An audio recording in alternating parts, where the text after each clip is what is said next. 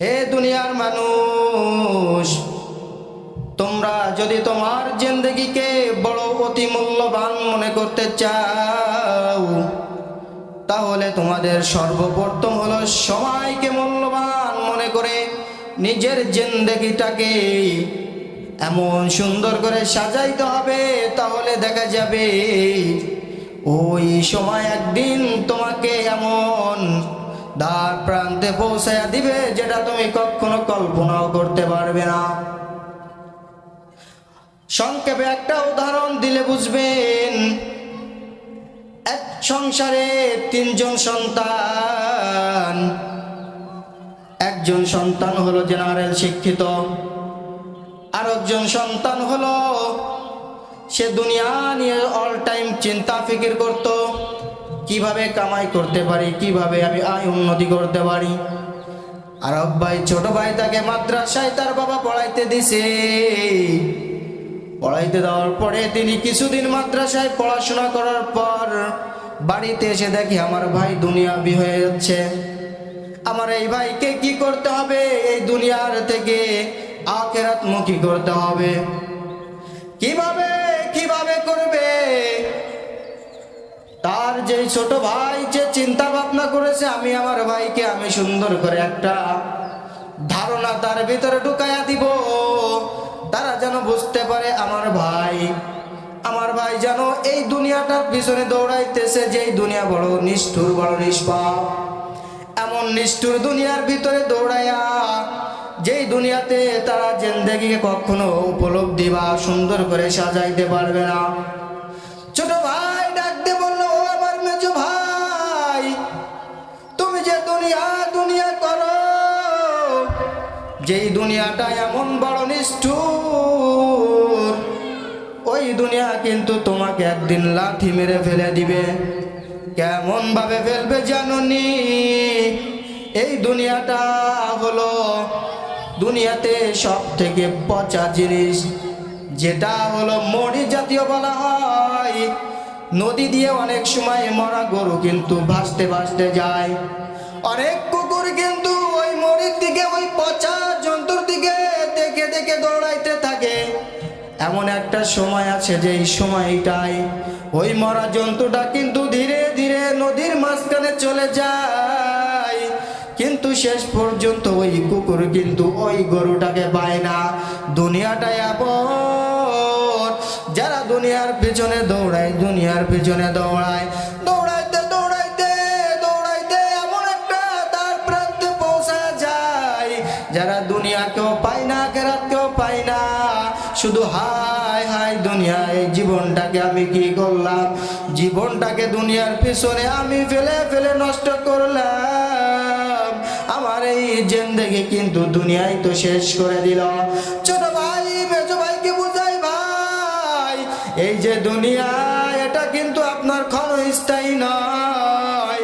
এই দুনিয়া কিন্তু একদিন আপনাকে কাঁদাইবে। কিন্তু ও ভাই, আমি তোমাকে বুঝাই, এই দুনিয়া করিও না, সম্পদ করিও না। এই সম্পদ দুনিয়ার থেকে তুমি এমন ভাবে সরে চলো যেন আখিরাত মুখী হতে পারো। আখিরাত মুখী হইয়া তুমি আল্লাহর কাছে জান্নাত নামক বদৌলতটা তোমার জান মাল এবং তোমার সময় দিয়া তুমি কুরাই করে নিতে পারো। মেজো ভাইকে বুঝাই, কিন্তু মেজো ভাই বোঝে না। একদিন বলতেছে, ভাই চলো না আমরা দুইজনে ক্ষেতের থেকে ঘুরে আসি। দূরে যখন ক্ষেতের তার ভাইয়ের ক্ষেতে যায়, ক্ষেতে যাইয়া দুইটা ধানকে তারা হাতে নিচ্ছে। একটা ধানের ভিতরে চাউল আছে, আর একটা ধানের ভিতরে কিন্তু চাউল নাই। ভাইকে জিজ্ঞাসা করতেছে, ভাই একই ডালে একই শীষের ভিতরে দুইটা ধান হলো, একটা ধানের ভিতরে শীষ নাই, একটা ধানের ভিতরে কোনো কি নাই, চাউল নাই, আর একটা ধানের ভিতরে কিন্তু চাউল আছে, কি কারণে বলেন তো? বললো, এটা হয়তো আল্লাহ পাক রব্বুল আলামিন করেছেন। ও ভাই, তাহলে সামান্য বুঝছো, আরো তোমাকে বুঝাইতে চাই। আমি এমন একটা কাজ করব, যেই কাজ তুমি কোনো কথা বলবা না। দুনিয়া তোমার কেউ না, এটা আমি বুঝাইতে চাই। ভাই ভাইকে শিখাইয়া দিছে তুমি কি করবা? অমুক খেতে যাইবা, যাওয়ার পরে আমি বলবো আমার ভাইকে কি করছে, সাপে কাটছে, আমার ভাইকে সাপে কাটছে, বাঁচাও বাঁচাও বলে আমি চিৎকার করব, আমার ভাইকে বাঁচাও বাঁচাও বলে আমি চিৎকার করব। লোকজন যখন আসবে আমি যেটা বলবো ওটাই তুমি শুধু শুনবা, কোনো আওয়াজ কিন্তু করতে পারবা না। ভাই বলল ঠিক আছে, সমস্যা নাই। ভাই দৌড়ায়া বাড়িতে যাই আমাকে ডাক দিছে, মা তোমার মেজে সন্তানকে সাপে কাটছে। ভাবিকে ডাকছে, ভাবি তোমার স্বামীকে সাপে কাটছে। এই বলে সকলকে ডাক দিয়া জড়ো করিয়া এরপরে যখন নিয়ে গেছে ওই ভাইয়ের কাছে,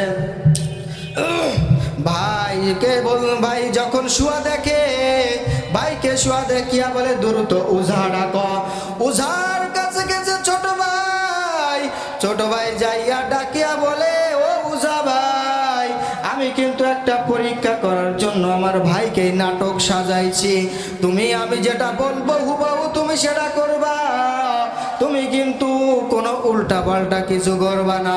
ভাইকে বলতেছে, ভাই তুমি যেটা শুনবা শুধু শুনে চুপচাপ শুয়ে থাকবা, তুমি কোনো কথা বলতে পারবা না।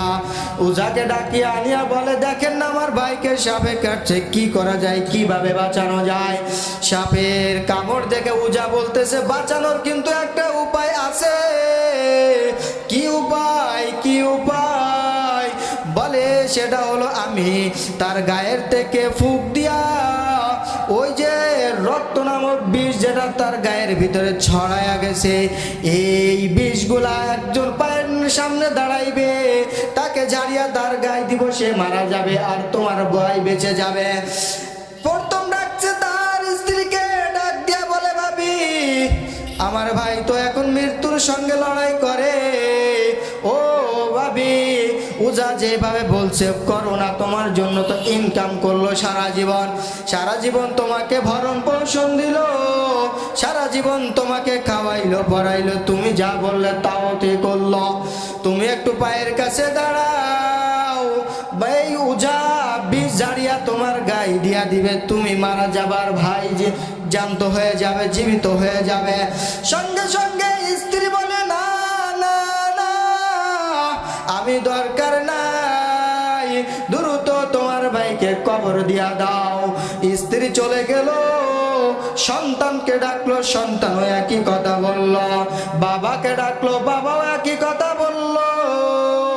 ভাই কিন্তু কাপড়ের ভিতরে শুয়া শুয়া চোখের পানি ছাড়িয়া দিছে, আয় হায় হায় জিন্দেগিতে কি করলাম, যেই জিন্দেগিটা এমন হইল, যেই স্বামী স্ত্রীর জন্য এত কষ্ট করলো, যেই স্বামী সন্তানের জন্য এত কষ্ট করলো, বাবা সন্তানের জন্য এত কষ্ট করলো, আজকে দেখা যায় সন্তানও বাবাকে বাঁচাইতে চায় না, স্ত্রীও স্বামীকে বাঁচাইতে চায় না, শুধু ওই কাপড়ের ভিতরে শুয়া দুই চোখের পানি ছাড়ি আর কাঁদে আর বলে, আল্লাহ তুমি আমাকে মাফ করিয়া দাও।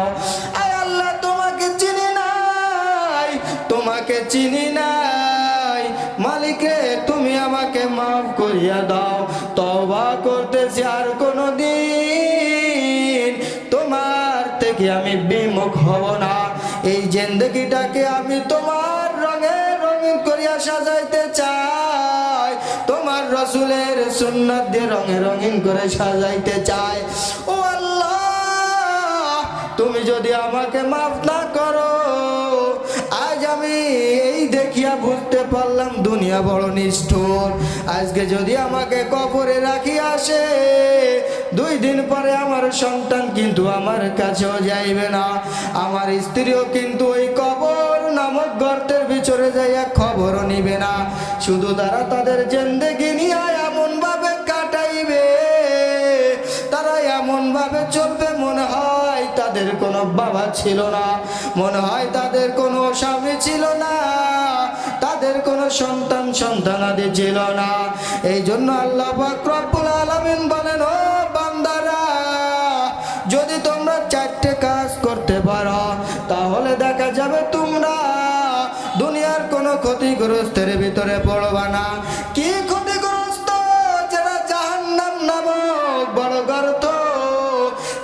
গর্ত বড় ভয়ঙ্কর, এই গর্তের ভিতরে তোমরা পড়বে না। তোমরা জান্নাত নামক এত আরামদায়ক একটা জান্নাত, যেই জান্নাতে তোমরা সোজা বিনা হিসাবে চলে যেতে পারবা। এই জন্য জিন্দেগিটাকে এমন সুন্দর করে আমাদেরকে সাজাইতে হবে, যে সাজানোর জন্য আল্লাহ পাক রব্বুল আলামিন কোরআনের ভিতরে বলে দিয়েছে। তোমরা কি করবা জানো? তোমরা করবা আমার আল্লাহর উপরে বিশ্বাস করবা এবং ভালো কাজ করবা, যে কাজগুলো আল্লাহ এবং তার রাসূল কি করে পছন্দ করে। নেক কাজ করবা, যে কাজ করলে আল্লাহ বড় খুশি হয়, রাসূল বড় খুশি হয়। সেই কাজ করিয়া যদি তুমি কবরে যাইতে পারো বান্দা, তাহলে তোমার জিন্দেগিতে যত কাজ করেছ সকল কাজের যে সময় লেগেছে সব সময় একদিন আল্লাহ পাক রব্বুল আলামিন সওয়াব নামক বদৌলত দিয়া তোমাকে জান্নাত নামক বদৌলতে ঢুকায়া দিবে। এই জন্য আমরা সকলে কি করব?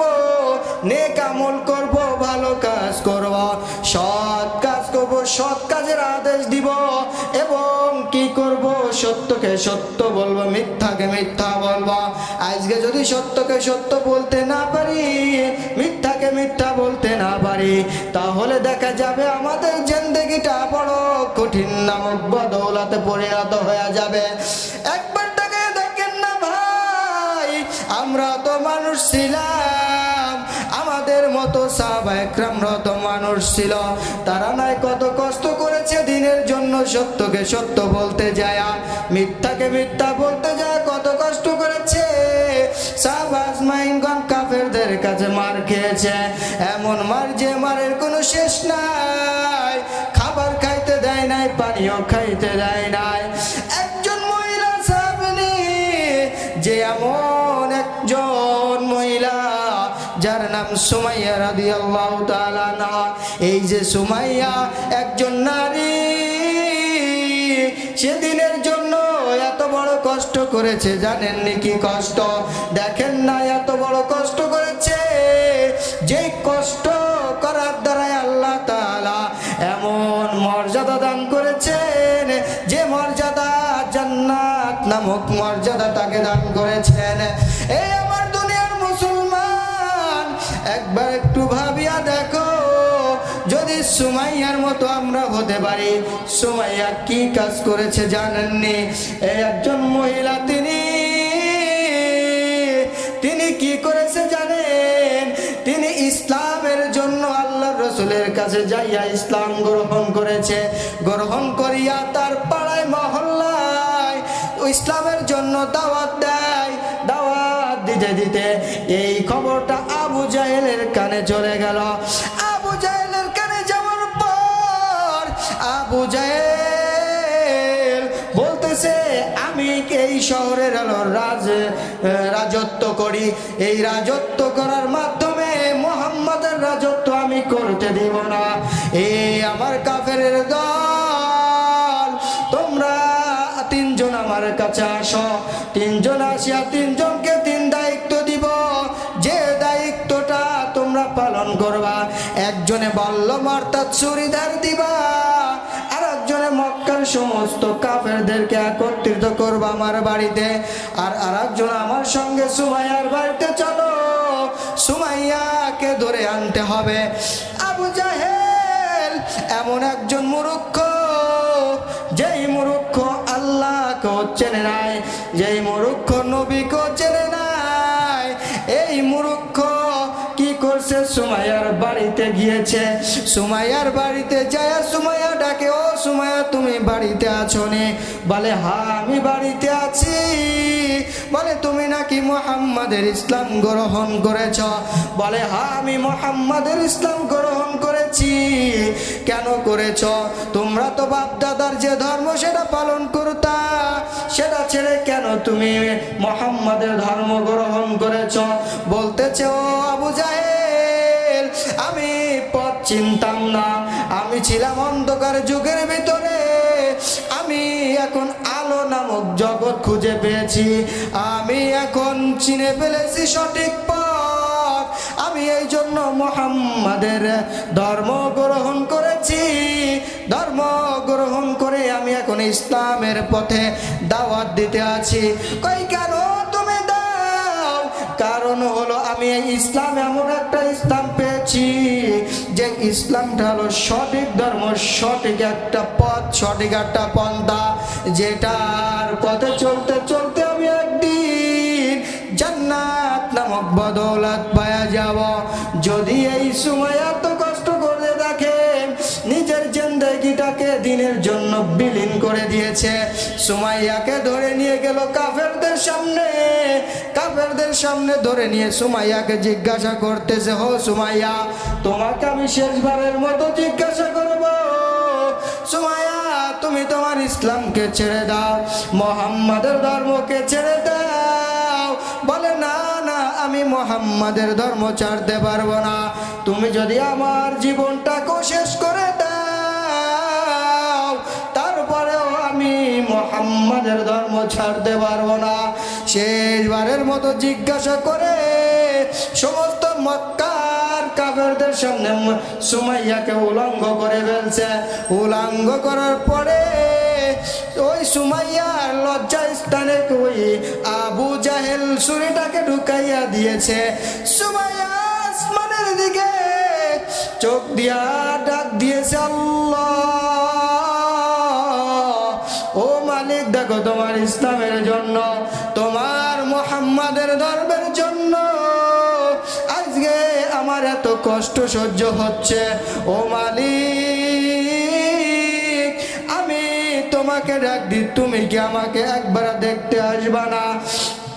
সুমাইয়ার ডাকে আল্লাহ সাড়া দিয়ে জিব্রাইলকে বলো, জিব্রাইল, আমার সুমাইয়া যে আমার ইসলামের জন্য জীবন দিল, ও জিব্রাইল কি নিয়ে যাওয়া যায়? সুমাইয়া তো আমার মেহমান, আমি ওই মেহমানের জন্য কি নিয়ে যাইতে পারে? আল্লাহ তাআলা জিব্রাইলকে বলার সঙ্গে সঙ্গে জিব্রাইল ডাক দিয়া বলেছেন, ও মালিক, তুমি যে বলেছো তোমার দ্বীনের জন্য, তোমার নবীর জন্য কেউ যদি জীবন দিয়া দেয়, তুমি আল্লাহ তো ওয়াদা করেছো তুমি তাকে জান্নাত নামক বদৌলত দিয়া দিও। সুমাইয়া আল্লাহর আসমানের দিকে তাকায় আল্লাহ আল্লাহ বলিয়া ডাকে। কিছুক্ষণ পরে দেখে সুমাইয়া মুস্কি হাসি দেয়। কাফেররা বলে, ও আবু জাহেল, কি হলো? সুমাইয়া হাসে কেন? বলতেছে সুমাইয়া পাগল হয়ে গেছে, সুমাইয়া পাগল হয়ে গেছে মৃত্যুর যন্ত্রণায়। বলতেছে কেন কেন? কারণ হলো তাকে যে আমি বললাম ঢুকাইয়া দিয়েছি, এই কারণে। এবার সুমাইয়া ডাক দিয়া বলতেছে, ও আবু জাহেল, ও কাফেরের দল, আমি পাগল হই নাই, পাগল হই নাই। জানোনি আমার আল্লাহ আমাকে এমন একটা পুরস্কার নিয়া আমার সামনে হাজির হইছে। আমার মালিক জান্নাত নামক বদৌলত নিয়া আমার সামনে উপস্থিত হয়ে গেছে। এই জন্য আমার যন্ত্রণা সব কমিয়া গিয়েছে। এই জন্য দেখেন আল্লাহ পাক রব্বুল আলামিন বলেন, ও বান্দা, তোরা সময়কে কদর কর, আমি আল্লাহ তোদেরকে ক্ষতিগ্রস্তের ভিতরে বলবো না। কি কাজ করলে ক্ষতিগ্রস্তের ভিতরে বলবো না, তোরা স্বীকার করবি আমি আল্লাহ এক। এই জন্য আল্লাহ পাক রব্বুল আলামিন সূরা ইখলাসের ভিতরে বলেন, কুল হুয়াল্লাহু আহাদ আল্লাহুস সামাদ লাম ইয়ালিদ ওয়া লাম ইউলাদ ওয়া লাম ইয়াকুল লাহু কুফুয়ান আহাদ। আমি আল্লাহ এক, তোমরা বিশ্বাস করবা আমি আল্লাহ এক। আমাকে বিশ্বাস করবা এমন করা যে তোমার দিলের ভিতরে অন্য কোনো গায়রুল্লাহ থাকবে না, অন্য কোনো খোদা থাকবে না। এবং কি করবা তোমরা জানো নিয়ে, তোমরা নেক কাজ করবা। নেক কাজের ভিতরে কি? তোমরা নামাজ পড়বা, তোমরা রোজা রাখবা, তোমরা হজ করবা, সামর্থ্য থাকলে তোমরা নফল ইবাদত করো।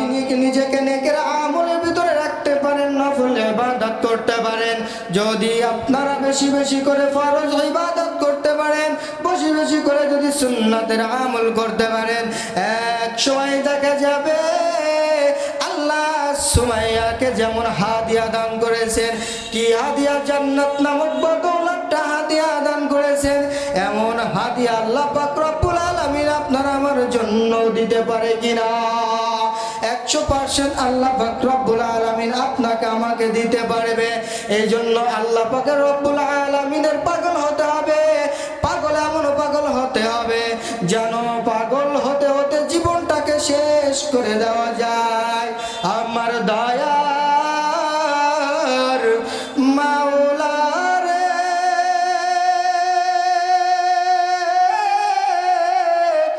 আমার মায়ার মাবুদ রে, কোথায় গেলে পাইব তোমার ঠিকানা? বুঝি আমি তোমায় পাইলাম না, তোমাকে পাইবার আশে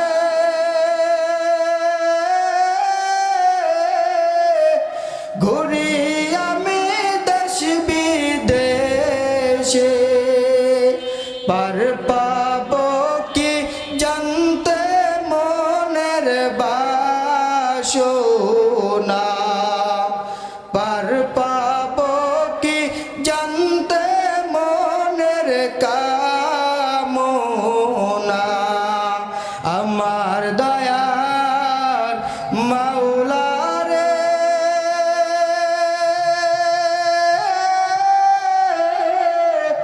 আমার মায়ার মাবুদ রে, কোথায়